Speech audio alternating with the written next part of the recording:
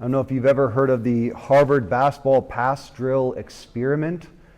They did this couple, I think like 20 years ago or so. They had 6 players, right? And 3 were in white, 3 were in black.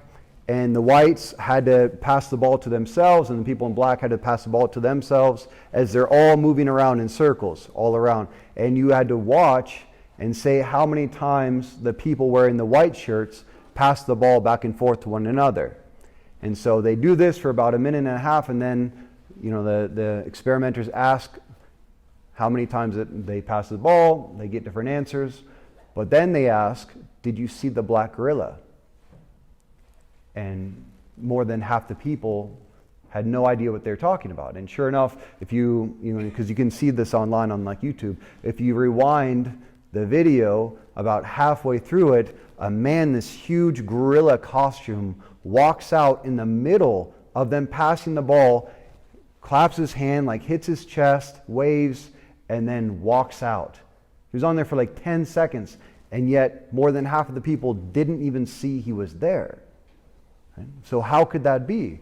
And then what they were taking from that is that our perception in our mind is what filters what we see. We do not see the things that we're not looking for. There's that saying, be careful what you look for because you will find it. Right? So whatever we value in our mind, those people were told, value the number of balls that will be passed back and forth. That's what they were looking for. And that's all they saw. And so it's important for us to ask ourselves, what are the things that I value in my mind? Because reality is not objective in our experience of it. We're happy and we're sad according to what we're getting the feedback of what we value. I mean, for example, liturgy, right? We all have liturgical preferences. So some people, the good people, they love incense, right? And so when they see the incense wafting down the aisle and coming around the altar, they're expecting that. They're joyful.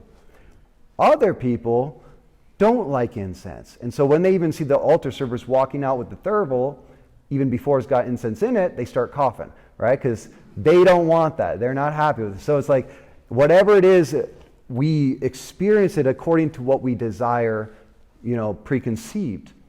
And I was thinking about this in light of that second reading of St. Paul. Jews demand signs and Greeks look for wisdom, but we proclaim Christ crucified, a stumbling block to the Jews and foolishness to Gentiles. But to those who are called Christ, the power of God and the wisdom of God. So part of what St. Paul is saying is that everyone missed Jesus.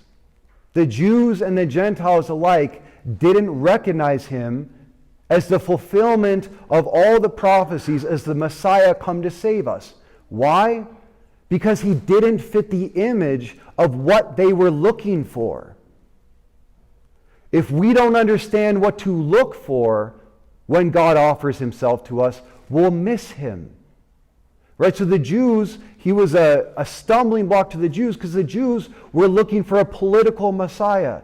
A Messiah that would come and restore the kingdom of Israel and push the Romans out and create one religion for all of humanity underneath the Jewish people and the Mosaic law. Jesus didn't fit that. Not going to the cross. That wasn't a part of their image. And the Gentiles, they called it foolishness because the Gentiles are focused on glory in this world, fulfillment of their desires here and now, victory. And how could a man who was rejected by his own people, abandoned, beaten, and crucified on a cross, who fails in every sense on a worldly way, be called a savior? That's foolishness.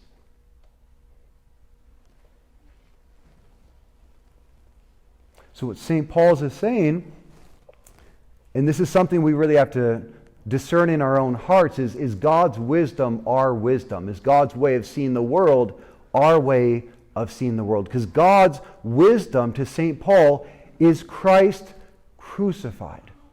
Christ on the cross is the greatest wisdom and power of this world, which means that true wisdom is self-giving love. That's the essence of the cross. It's not about how much Jesus suffered. It's not about all the darkness that surrounded him. It's not about his mission and the failure of that.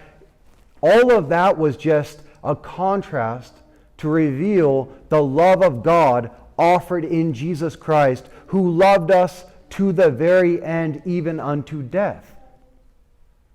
What God values is love. Pure, self-giving, self-sacrificial love. And to God, that's the power that saves us, transforms us. But to Gentiles and to Jews, it's foolishness and a stumbling block. And it can be that way for us too. So just think about, how do you see the cross? What do you think about when you think about the image of the crucified? What does that mean to you? Because we all have different Protestants. For example, Protestants, there's a very important reason why they don't have Christ, the corpus, on the cross. Because their understanding of the cross is penal substitution. Right? Their understanding of the cross is not just Jesus totally giving himself in love and the Father offering his Son to us. It's that we sinned, all of humanity was fallen, and Jesus stepped into that to take our place to receive the judgment of God. It's like if you had a couple kids at home, and one of them was supposed to do the dishes and mow the lawn, right? And you come home, like father comes home after a long day of work, he's already kind of frustrated, and then comes in, dishes everywhere, kids sitting around playing video games, and he's just furious about why didn't this get taken care of. And he goes to punish that son, but the other son, who did all his chores, who did what he was supposed to, steps in and says, "No, Father, leave him. I'll step in. I'll take the punishment." And the father's just so filled with wrath, and he's a just father, so he has the punishment. And so he takes it out on the son. Is that a loving father? Is that a good image of God? That he's just so filled with wrath against sin, against sinful humanity, that he had to take it all out on his Son on the cross in our place? But that's what Luther said. Right? So his whole theology that built up Protestantism was that Jesus Christ was substituted and God was taking out all of his wrath on humanity on his Son on the cross. So there's a reason they don't like to project Jesus Christ crucified and just focus on the resurrection. But there's also a division for us as Catholics about sometimes how we view the cross. So I think there's somewhat of a difference between liberals and conservatives, how we look at the cross. Like liberals can often emphasize the love, right? The kindness and goodness of Jesus Christ and what he offers, but they don't express the cross. It's Christ without the cross. It's love without suffering. Conservatives, on the other hand, can be very focused on, well, life is about cross, life is about duty, suffering, giving yourself, but we don't think about the love. They don't speak about the love aspect of it as much. So it can be the cross without Christ. But both have to go together. The cross is suffering love. Suffering love is the wisdom of the cross that saves us. And if you think about it, the reason that is so important is that you don't have perseverance in this world without suffering love. You can never have love without suffering. You can have suffering without love, but you can never have true intimacy and a vocation in this life without being willing to suffer. I don't know if you guys have heard of Woody Allen. He's a comedian and filmmaker. He once said this, though. He goes, "To love is to suffer. To avoid suffering, one must not love. But then one suffers from not loving. Therefore, to love is to suffer. Not to love is to suffer. And to suffer is to suffer. To be happy is to love. To be happy then is to suffering. But suffering makes one unhappy. Therefore, to be happy one must love or love to suffer or suffer from too much happiness. Right? So it's a conundrum, right? That you can't have true love without suffering. They go hand in hand. It was fascinating. This happened last year. I had in the same day, a seminarian had come to me in the morning during the week, and he was saying how he just felt like he wasn't called, he felt like he couldn't continue going to seminary to be a priest. And I asked him the question, so what happened? What made you believe that God's not calling you? Is that what's happening in your life now? And he goes, I can't say that God's not calling me to be a priest, but it's too hard. The suffering is too hard. I can't take this. I don't feel like I'm strong enough to bear this. And we talked it out a little while, and then later on in the afternoon, a married couple come to me. We've been married for like 15 years, and they were also struggling. They said, we've come to an impasse where we just fight all the time. We can't seem to agree, and we come back to the same root over and over again of our disagreements, and we just don't know if we can make it through this. And it made me think about something that a marriage counselor had told us back in seminary. He said he studied a lot of mysticism and kind of the prayer life of Christianity, and he was always working with married couples. And he said that he found a connection. He said that in the life of prayer, in our life of intimacy with God, everyone goes through like 5 or 7 make or break periods where there's only dryness, there's no consolation, there's no joy or intimacy, and all of our being just wants to go away from God and to give up. But if we persevere through that, there's a far deeper intimacy with the Lord than what we had before. And he said the same exact thing he has seen over and over again in marriages. That every marriage goes through like a handful of difficulties where you get to a point where it's like, I don't know how we're going to make it through this. But every time those couples persevere through that darkness and that dryness, on the other side of it, there's a deeper intimacy and bond between them than they ever had before. And that's something that we can only have through suffering love. But to have that, our perceptions need to change.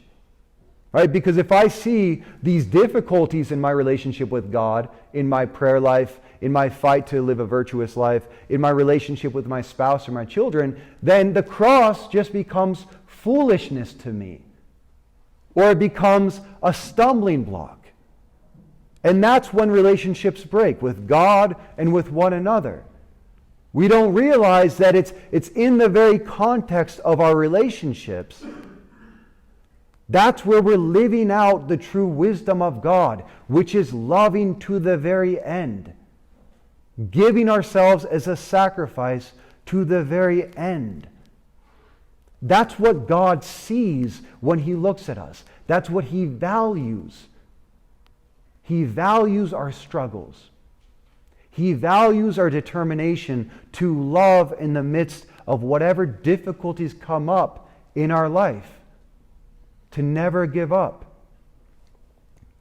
I want to read one thing to you. I thought it was so fascinating that just this morning, I got a text message. There's a woman I've known for years since I've been a priest who's very charismatic, and she was at my last parish I was at, and we only talk infrequently and haven't talked in actually a long time, and she just texted me this morning, and she texted me an image of a book she was reading, and she said, for some reason I felt God was telling me to share this with you right now. And this is after I spent the whole week researching and praying over and writing a homily on the wisdom of God is suffering love. And I just want to read that to you because it just blew my mind that it would come on the very morning of this homily.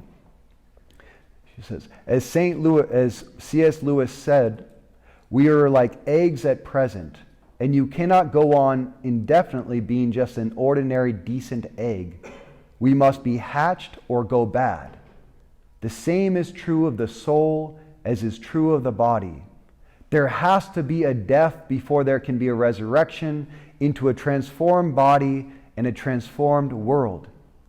If your soul has never been broken, if your heart has never been broken by suffering love, by the coming together of love and suffering, if you have avoided life's greatest suffering by avoiding life's greatest joy, loving another person with your whole heart, then you are not a complete human being.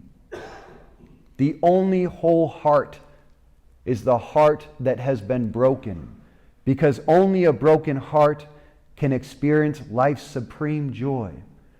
Only a heart that has experienced failure can experience success. Only the heart that has given itself away by loving others can find itself. As Christ himself taught us, unless the grain of wheat falls into the ground and dies, it remains only a single grain. We should be able to understand the mistake the Jews who didn't believe in Jesus made about him, not understanding that the Messiah's supreme power, the power to save the world, was in dying. What if every one of us could say that for our own life, for our own vocation, for our marriage, our priesthood, our consecrated life, that the true power that I have is to die, to give myself to those God has entrusted to me.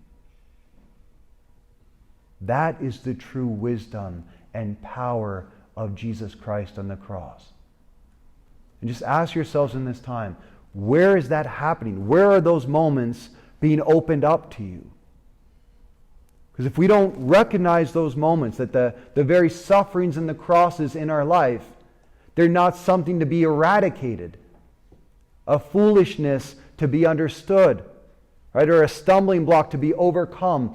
But those very crosses are God's ways of inviting us into this total self-emptying love for my family, for my friends, for God himself. And that's the essence of what we do in every single Mass right here. What we do as Catholics at every Mass in celebrating, representing the Last Supper and the sacrifice of Christ, is we take the darkest moment in the life of Jesus Christ on this earth, when the very night he's being betrayed and abandoned and handed over to the Jews to be crucified, the darkest thing we've ever done to God, he turns into the greatest act of love and self-offering and the very source of our worship as Catholics, by saying, "Take this, all of you, and eat of it. This is my body given up for you. This is my blood poured out for you." He offered himself. And to the degree that we perceive the power and truth of that sacrifice on this altar and come to value it as sacred in our own life, then we will truly come to understand and to live the wisdom and power of God in our own life and vocations. Jesus Christ and him crucified. Love to the end.